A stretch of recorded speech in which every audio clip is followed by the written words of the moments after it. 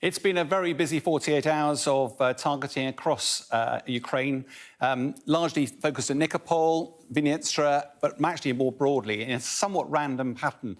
But actually, either this is part of a terror campaign deliberately targeting women and children, or what's more likely is this part of the Russians making a master target list and actually attacking lines of communication and the Ukrainian weapons. Part of the challenge here, of course, is that Russia doesn't seem to always hit what it's aiming for, which has devastating consequences. So north in Kharkiv, the Russians have been pushed back by Ukrainian forces, but that threatens Russian lines of supply here, and therefore, undoubtedly, Russians have been targeting Kharkiv to try and deter further attacks.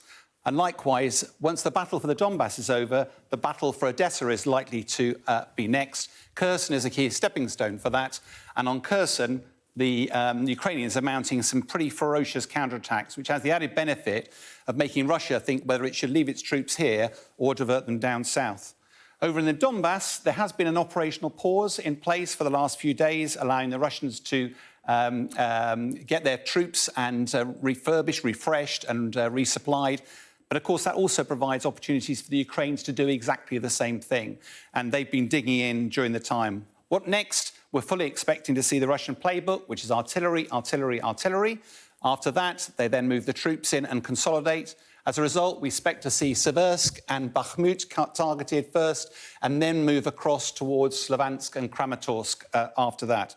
The Ukrainians have been fierce in their defence, but they have been ceding ground steadily as this battle commenced. And as Churchill famously opined, victory is not born of glorious retreats.